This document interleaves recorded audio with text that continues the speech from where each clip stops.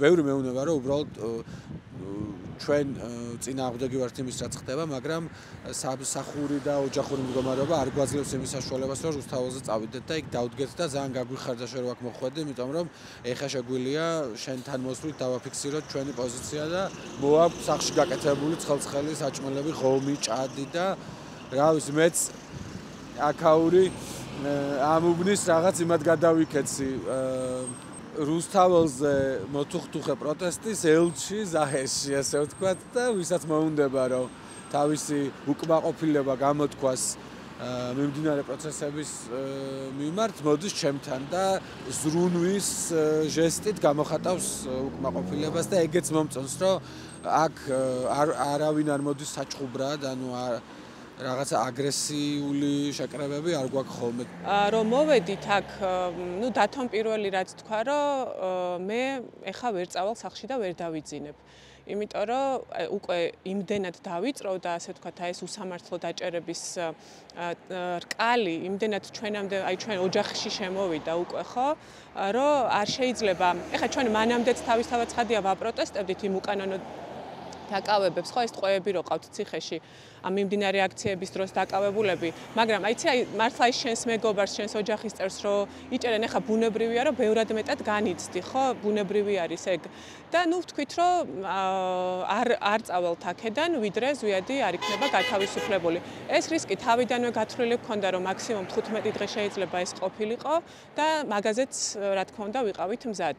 სხვათა შორის თქვენმა მაუწყებლობამ დააფიქსირა მისი დაჭერის კადრები და ძალიან დიდი მადლობა მინდა გითხრათ ამის გამო და ისე გამოვიდა რომ ამტკიცებულებების წარდგენის მიუხედავად მოსამართლე ლელა მილდერბერგერმა არ გაითვალისწინა სიმართლე და მიუსაჯა ზუსტად 10 დღე. მას მერე მოკლედ ვდგავართ აქ დათო 2 ღამის განმავლობაში სრულიად გაუნձრევლად და სრულიად გაქვავებულად იჯდა ამ სკამზე და მე როგორც იქნა დამთანხმდა რომ ცოტა ხნით მაინც მანქანაში დაეძინა და მოკლედ ახლა რთული არის ნამდვილად აქ ესე ტვერში, ხმაურში და სიცივეში, მაგრამ მართლა გულწრფელად ვამბობ, რომ იმხელა სითფო და იმხელა სოლიდარობა მოდის ადგილობრივებიდან, უცხოებიდან, მაგალითად რუსთაველზე მდგომი ადამიანები მერე აქციის მერე ჩვენთან მოდიან და რაღაცა ეს რაღაცა სითფო და მეგობრობა და სოლიდარობა დატრიალდა აი ამ პატარა ერთ წერტილში რა. რაც ახლა მგონია რომ რავი ყველაზე ძვირფასია ალბათ და ყველაფერს გაძლებინებს პრინციპში. 8 საათზე იწყება სტუმრიანობა, ესე ვთქვათ, ან ცოტათი უფრო ადრე. ვინც მიდის ყველაზე ადრე სამსახურში, მასწავლებლები, ტაქსის მძღოლები, გამოსულები უკვე ადრიანად და ეგეთი პროფესიის ადამიანები მოდიან ხოლმე, ჩუქნიან ყავებს, ცხელსასმელებს, საჭმელებს, ასუსნავებს და მერე უკვე დღის განმავლობაში სხვადასხვა ჯგუფები, ადამიანები, ნაცნობები, უცნობები აფიქსირებენ მხარდაჭერას ჩემდამი და დანარჩენი უკანონო ტყვეებისადმი. ჩემთვის ახლა ამ დღის განმავლობაში დაგროვებულ გამოცდილებაში ერთ-ერთი ყველაზე ძვირფასი არის ადგილობრივი, ანუ ამ უბნელების მხარდაჭერა, იმიტომ რომ მათი ხმა ზოგადად ამ უბნის ხმა, ეხა როგორც ყველა გარე უბნის ხმა არის მის ხოლმე ამ საპროტესტო ორკესტრში, ასე ვთქვათ. მათი მოსვლის მოტივი რახან ზრუნვა არის და ის რომ მე გამაძლებინონ ამ სიცივეში, ავტომატურად გამოდის რომ მე მშვიდად წყნარად ვსაუბრობთ ხოლმე სხვა თემებზე და ვცდილობთ რომ ვიპოვოთ ის დამაკავშირებელი წერტილები, რომლებითაც შეიძლება ეს გახლეჩილი საზოგადოება შეიკრას რა, მაგალითად მეუნებიან რომ აი ზედა ზაჰესი უფრო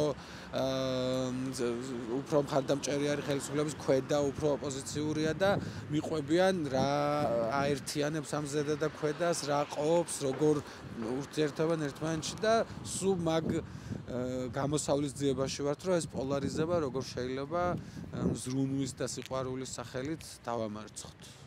რამაც სრულიად გამაოგნა არის ის, რომ მართლა მეც კი მეგონა, მიუხედავად იმისა, რომ რეგიონებში დავდივარ და სხვადასხვა პროტესტებშიც ყოფილ ვარ ჩართული და ასე შემდეგ და ვიცი ადგილობრივების მოსაზრებები ასე თუ ისე, მაინც მეგონა, რომ უფრო დაპირისპირებული საზოგადოება ვართ, იმიტომ რომ რაღაცა ესე ჩანს, აი სოციალურ ქსელებში მაგალითად ხოცავთ ერთმანეთს, ხო, ადვილად ვიმეტებთ ერთმანეთს, მაგრამ აი რეალურ სივრცეში რო გადმოვედით და აქტიური შემხებლობა რომ მოგვიწია ადამიანებთან, ხო, ცოცხალ ნამდვილ ადამიანებთან. აღმოვაჩინე, რომ სულაც არ არის ეგრე. ანუ მართლა არ ვართ ისეთი დაპირისპირებული საზოგადოება, როგორც უნდა ყველა მხარეს რომ წარმოგვაჩინოს. ყველა მხარეს უნდა რომ ეგრე წარმოგვაჩინოს და იცი რა, ცოტა ამაზეც არის დასაფიქრებელი. მე მგონი, მე ესე ვფიქრობ, რომ ჩვენ მე ვფიქრობ, რომ ყველა ადამიანს უნდა რომ ეს საზოგადოება შედგეს, ნორმალურ ქვეყანაში ვიცხოვროთ, ესეთი დაპირისპირებები არ იყოს, როგორიც ახლა არის მაგალითად. აქეთ ამხარესაც და აქეთ ამხარესაც, ხო? ეხა ორივე მხარე უნდა დაფიქრდეს, რა არის აქედან გამოსავალი, ხო? აქედან გამოსავალი ჯანსაღი და ლოგიკური არის საუბარი. ანუ პირველ რიგში რაც ჩვენ უნდა შევძლოთ ადამიანებმა, რაც არ უნდა სხვადასხვა აზრზე ვიდგეთ. ვფიქრობ, რომ უნდა შევძლოთ საუბარი რა და მე მაინც ჯერა და ესე მწამს, რომ გონია რომ თავარ რაღაცეებზე მაინც თანხმდებით. აი მაგალითად, თანხმდებით იმაზე, რომ ძალადობა არ უნდა იყოს დაშვებული ამ ქვეყანაში. უკანონო დაჭერები არ უნდა იყოს, სასამართლო სისტემა უნდა იყოს გამართული, იმიტომ რომ ყველას ინტერესი იყოს დაცული, ხო? მაგალითად კორუფცია რო არ უნდა იყოს ამ ქვეყანაში. ამაზე ხო თანხმდებით და ბოლო-ბოლო რაზეც თანხმდებით ყველანი. ხო შეიძლება რომ მაგაზე ვიმუშაოთ.